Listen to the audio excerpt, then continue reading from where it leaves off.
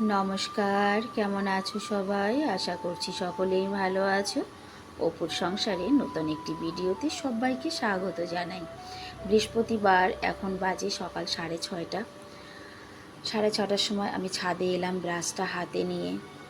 জানো তো, ছাদ বাগানের পরিচর্যা ঠিকমতো করতে পারছি না, শরীরটা খারাপ সেই কারণেই।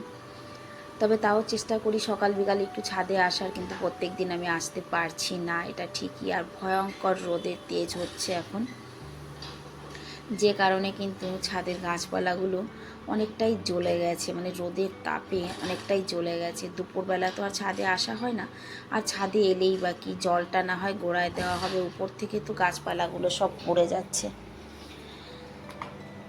সকালবেলা ব্রাশ হাতে নিয়ে ছাদে এসে একটু গাছপালাগুলো দেখলাম।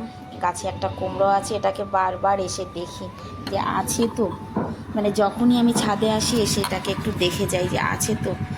কারণ আমি তো নিচে থাকি, কখন বান্দর আসবে খেয়ে যাবে জানি না। যাই হোক, গাছপালাগুলো একটু দেখলাম। আমি আর গাছপালায় জল দেবো না, এখন ব্রাশ করে সিধা নিচে চলে এসেছি। নিচে এসে দেখলাম ওর বাপি সমস্ত কিছু কাটাকাটি করে নিয়েছে, মানে সকালবেলা কি কি বানাবো।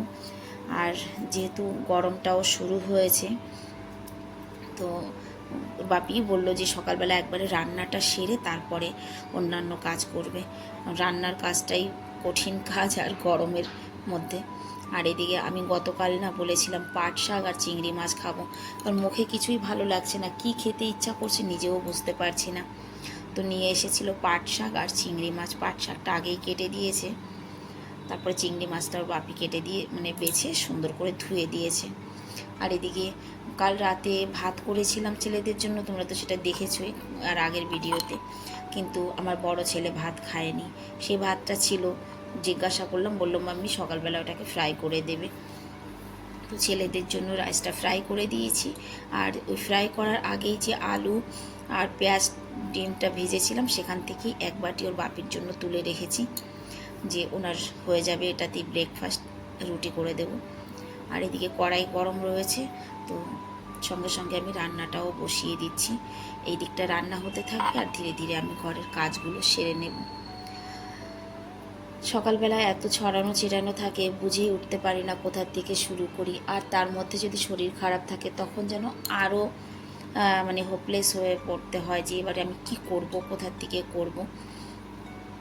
তার মধ্যে তো অনেকটাই, শাশুড়ি নেই, ননদ নেই, যা নেই, কিন্তু অনেকটা হেল্প আমার বর আমাকে করে দেয়। সত্যি কথাই, কেটে কুটে গুছিয়ে দিয়ে যায় করেই কিন্তু আমি ঝটপট করে রান্নাটা সেরে উঠতে পারি। এদিকে চিংড়ি মাছটা ভাজা হয়ে গেছে, এদিকে আটাটা মেখে নিয়েছি আমি। সকালবেলা আজকে শুধু বাপির জন্যই রুটি করব, আর আমার জন্য হয়তো একটা, ছেলেদের জন্য তো খাবারটা হয়েই গেছে। রুটিটা করার আগে এদিকে আমি শাকটা বসিয়ে দিয়েছি। পাট শাকটা কিন্তু আমি এইভাবেই রান্না করি, এই যে পেঁয়াজ রসুন ভালো করে কুচিয়ে দিয়েছে, তেলের উপর একটু জিরা আর শুকনো লঙ্কা। দেখো আজকে হরবড়িতে মানে আমি জিরাটা তো দিয়েছি, লঙ্কাটাও ছিঁড়ে রেখেছি, কিন্তু মানে কেন জানি না অন্য মানুষকে হয়ে পড়েছিলাম নাকি, আমি লঙ্কা না দিয়েই পেঁয়াজ রসুনটা ঢেলে দিয়েছি। ঢেলে দেওয়ার পরে মনে পড়লো আরে আমি তো লঙ্কাটা দিইনি। তারপরে আবার এই পেঁয়াজটাকে ধীরে ধীরে মানে একটুখানি কড়ার সাইডে করে তারপরে লঙ্কাটা আমি দিয়েছি। সেটা আর তোমাদেরকে দেখালাম না, কারণ ভুলটা হয়ে গেছিলো, সেই কারণেই। যখন একটু ব্রাউন ভাজা হয়ে গেছে তারপরে আমি পাট শাকটা দিয়ে দিচ্ছি। বাঙালিদের, আমার মনে হয় বাঙালিদের এইরকম একটা পাট শাকের সবজি হলে বোধহয় আর কিছু লাগে না। চিংড়ি মাছ দিয়ে পাট শাক রান্না হলে আর অন্য কিছু দরকার পড়ে না। সত্যি কথা কি যেন, রান্না বান্না করি আমি ঠিকই, কিন্তু মায়ের হাতের রান্না, ঠাকুমার হাতের রান্না ভীষণ মিস করি, জানো তো, ভীষণ মিস করি। যে এই জিনিসটা মা রান্না করতো, এই জিনিসটা আমার ঠাকুমা রান্না করতো, কি ভালো লাগতো। জীবনের সত্যি কথাই সবথেকে আনন্দের দিন সেই দিনগুলো, যখন ছোটাছুটি করে শুধু খেলাধুলা করেছি আর ঘরে ফিরে এসেই মার কাছে চেয়েছি, মা খিদে পেয়েছে খেতে দাও না, ঠাকুমা ভীষণ খিদে পেয়েছে খেতে দাও না। তখন তারা যেটাই হাতে তুলে দিয়েছে সেটাই অমৃত মনে হয়েছে। আর এখন খিদে পেলেও নিজের তৈরি করে তারপরে খেতে হবে, জীবন থেকে দিনগুলো যেন কেমন করে মানে একটা একটা করে এতগুলো দিন পেরিয়ে এলাম, মানে বুঝতেও পারলাম না যে কতগুলো দিন পেরিয়ে এসেছি। যখন একান্তে ভাবা হয় তখন বোঝা যায় যে সত্যি জীবনের কতগুলো দিন আমরা পেরিয়ে এসেছি।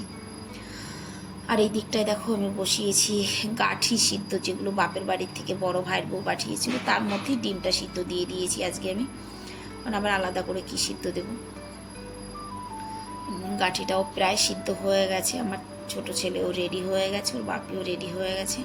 কথা মানে আজকে ওরা বেরোনোর আগে আগেই কিন্তু আমি অনেকটা কাজ গুছিয়ে নিয়েছি। দেখো এদিকে সবজিটা আমার রান্না হয়ে গেছে, এবার ঝটপট ওনাকে দুটো রুটি করে দিই, যেহেতু স্কুল আছে। তো আর জানো তো মানে এই শরীর খারাপ হওয়ার পরে না খুব তাড়াহুড়া করে কাজ করতে পারছি না, হাঁপিয়ে যাচ্ছি, কষ্ট হয়ে যাচ্ছে। তো খুব রিল্যাক্সভাবে কাজ করতে হয়, কারণ কি কষ্টটা তো আমারই হচ্ছে, এটা ঠিকই। চলো 3টে রুটি করতে আর কতটুকু বা সময় লাগবে, চটপট 3টে রুটি করে দিই। এনরা বেরিয়ে পড়লে পরে তারপরে আমার কাজ নিয়ে অতটা মানে হয় না, কেন কি তখন আমি ভাবি যে একেবারে ধীরে ধীরে আরামসে করব, আর তো বাড়ি ফিরতে ফিরতে সেই 2:30টা, তো তার আগে আমি অনেক কাজ করতে পারবো বা অত তাড়াহুড়া করারও কিছু নেই। সকালের ব্যতিব্যস্তটাই হয়ে যায় আর কি, সবার ঘরেই হয়, শুধু আমার নয়, প্রত্যেকের ঘরেই হয়।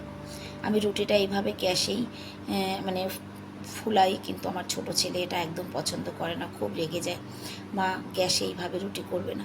মাঝে মাঝে তাওয়ায়ও করি, এটা নয় যে শুধু গ্যাসেই করি, কিন্তু যখন ভীষণ তাড়াহুড়া থাকে তখন আমি এইভাবে রুটিটা করি না।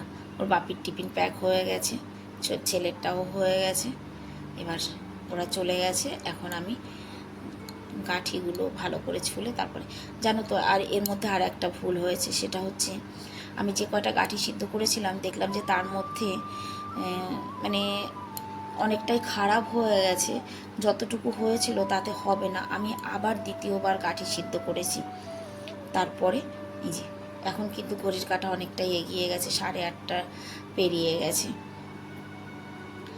যাই হোক, আজকে গাঠিটা আমি একটু অন্য পদ্ধতিতে রান্না করছি। ভাবলাম যে সবসময় তো ওইভাবে রান্না করি, আজকে আমি গাঠির সবজির মধ্যে পেঁয়াজ রসুন কুচিটা দিয়েছি, মানে সুন্দর ব্রাউন করে ভেজে টমেটো আগে মশলাটা করে তারপরে আমি গাঠিটা রান্না করছি। আর এই যে মাছ, গতকালকেরই মাছ ভেজে রেখেছিলাম, রান্না কমপ্লিট করে স্নান করে তারপরে এই যে এলাম আমি এখন আবার রান্নাঘরে। এখন বাজে 11টা, মানে সমস্ত কাজ কমপ্লিট করে স্নান করে এসেছি। ভাতটা বসিয়ে দিই, যেহেতু আমি না সকালে কিছু খাইনি, আমার খিদে পেয়ে যাচ্ছে। আর এই যে ওষুধপত্র খাওয়াতে কি হচ্ছে, আমার খুব ঘন ঘন খিদে পেয়ে যাচ্ছে।